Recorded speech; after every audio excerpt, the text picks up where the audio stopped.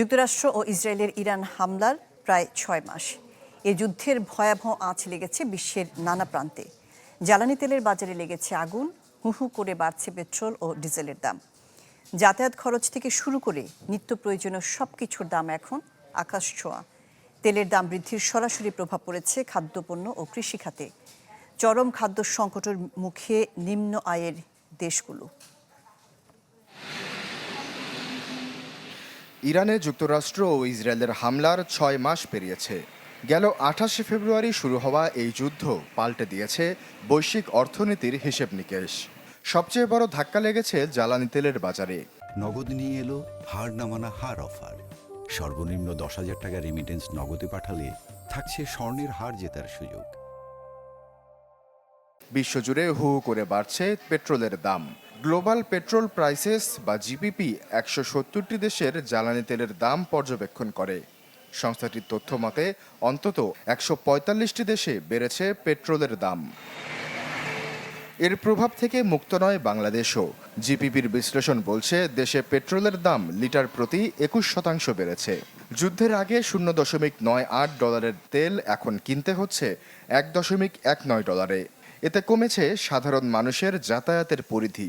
আগে $5 জ্বালানিতে দেশে ২০.৪ কিলোমিটার পথ পাড়ি দেয়া যেত, এখন সেটি নেমে এসেছে ১৬.৮ কিলোমিটারে।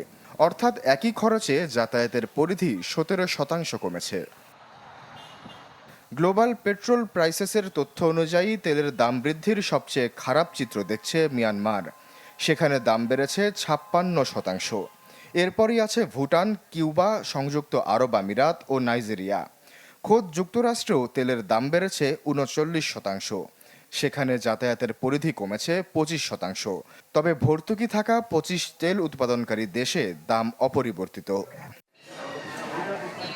জ্বালানি তেলের এই ঊর্ধ্বগতি সরাসরি প্রভাব ফেলছে দৈনন্দিন খাবারেও। অর্থনীতিবিদরা বলছেন, পরিবহন ব্যবস্থা হলো বিশ্ব অর্থনীতির প্রাণ। জ্বালানির দাম বাড়ায় পরিবহন ও সরবরাহ ব্যবস্থায় খরচ বেড়েছে। এতে নিম্ন আয়ের দেশগুলোতে খাদ্য সংকটের ঝুঁকি চরমে। এছাড়া শুধু গাড়ি বা কারখানার জ্বালানি নয়, নিত্য ব্যবহার্য অনেক কিছুই আসে তেল ও গ্যাস থেকে। প্লাস্টিকের বোতল থেকে শুরু করে ওষুধের সিরিঞ্জ সবই অপরিশোধিত তেলের ফসল। পলিয়েস্টার বা নাইলনের মতো কাপড় তৈরিতেও তেল লাগে। এমনকি প্রসাধন সামগ্রী, কাপড় ধোয়ার ডিটারজেন্ট এবং রং তৈরিতেও পেট্রোলিয়াম ব্যবহার করা হয়।